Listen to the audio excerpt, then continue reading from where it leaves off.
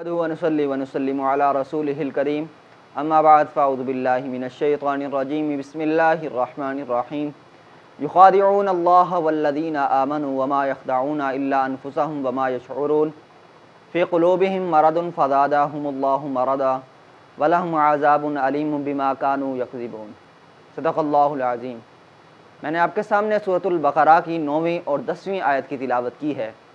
इससे पिछली आयत के अंदर अल्लाह रब्बुल इज़्ज़त ने उन लोगों का ज़िक्र फरमाया जो ज़ाहिरन तो कहा करते थे कि हम अल्लाह पर और आखिरत के दिन पर ईमान ले आए हैं, हालांकि वो ईमान वाले नहीं होते।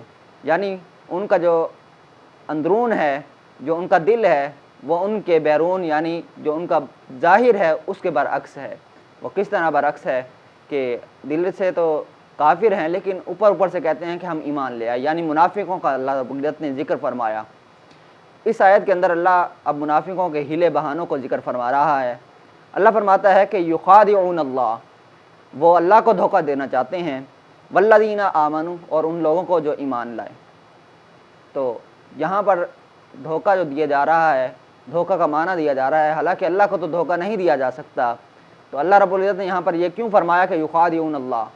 तो इससे मुराद ये है कि मुनाफिकों का ये कहना था, मुनाफिकों का ये अमल था, वो समझते थे कि हम नबी करीम अलैहिस्सलातु वस्सलाम को धोखा दे रहे हैं, और क्योंकि नबी करीम अलैहिस्सलातु वस्सलाम ज़मीन में अल्लाह के नाइब, अल्लाह के खलीफा हैं, तो नबी करीम अलैहिस्सलातु वस्सलाम को धोखा देना ऐसा हो गया गोया कि अल्लाह रब्बुल इज़्ज़त को धोखा दिया जा रहा है।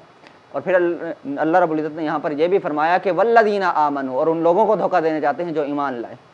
अब चूँकि अल्लाह रब्बुल इज़्ज़त ने उनके धोखे के ऊपर नबी करीम अलैहिस्सलातु वस्सलाम को भी मुतले फरमा दिया कि ये ज़ाहिरन तो आपके सामने जो हैं वो घुल मिल कर रहते हैं, कहते हैं हम ईमान वाले हैं, हम अल्लाह पर भी ईमान ले आए हैं और आखिरत के दिन पर भी ईमान ले आए हैं, और जो उनका बातिन है, जो अंदरून खाना है, जो उनका दिल है, उसके अंदर तो मुनाफ़िक़त भरी हुई है, शैतानियत भरी हुई है, कुफ्र भरा हुआ है। तो अब अल्लाह ने फरमाया कि वो तो ये समझते हैं कि वो अल्लाह को धोखा दे रहे हैं और ईमान वालों को धोखा दे रहे हैं। फिर अल्लाह ने इस बात को की तरफ इशारा किया, वमा यख़दऊना इल्ला अनफुसहुम, और नहीं वो धोखा दे रहे इल्ला अनफुसहुम, मगर अपने आप को ही धोखा दे रहे हैं, वमा यशऊरून, और लेकिन इन लोगों को इस बात का शऊर ही नहीं है, यानी वो जानते ही नहीं है कि हम धोखे में पड़े हुए हैं, हम खुद बताते खुद धोखे में पड़े हुए हैं, हमने ना तो अल्लाह को धोखा दे दिया है ना ईमान वालों को धोखा दिया है।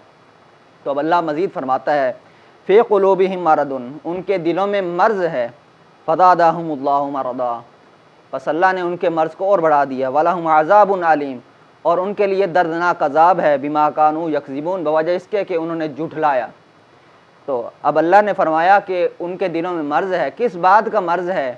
कि जब नबी करीम अलैहिस्सलातु वस्सलाम मक्का से मदीना की तरफ हिजरत करके आए, तो उससे पहले मदीना के अंदर जो है वो यहूद व नसारा, यहूदियों का जो था वो डेरा था। वो यहूदी नबी करीम अलैहिस्सलातु वस्सलाम के औसाफ सुनाया करते थे तौरात के अंदर जो मज़कूर थे, और इस वजह से लोगों का यहूदियों के उलमा के पास आना जाना लगा रहता था।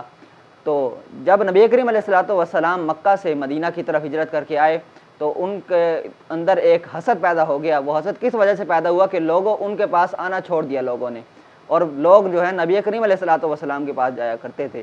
तो अल्लाह ने इस बात की तरफ इशारा किया कि उनके दिलों में हसद जैसा मर्ज़ है, बुग़्ज़ जैसा मर्ज़ है। क्यों बुग़्ज़ जैसा मर्ज़ पड़ा? क्योंकि उनका जो था, उनके पास जो लोग आया करते थे, उनके पास जो नज़रियाने हदिये तोहफ़े आया करते थे, वो आना बंद हो गए नबी करीम अलैहिस्सलातु वस्सलाम की आमद की बरकत से।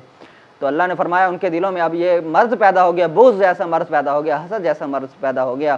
तो अल्लाह फरमाता है कि फ़ज़ादहुमुल्लाहु मरदा, बस अल्लाह ने उनके मर्ज़ को और बढ़ा दिया, वलहुम अज़ाबुन अलीम, और अब उनके लिए दर्दनाक अज़ाब है, क्योंकि उनके दिलों के अंदर जो मर्ज़ था बुग़्ज़ का और हसद का वो बढ़ चुका है। तो अब उनके लिए दर्दनाक अज़ाब है, बिमा कानू यकज़िबून, बवजह इसके कि उन्होंने अल्लाह को झुटलाया। अल्लाह तबारक व तआला से दुआ है कि अल्लाह ताला हम सब को जो है कुरान मजीद को सही तरह समझने, उस पर अमल करने की तौफ़ीक़ अता फ़रमाए। आमीन व मा अलैका इल्लल बलाग़।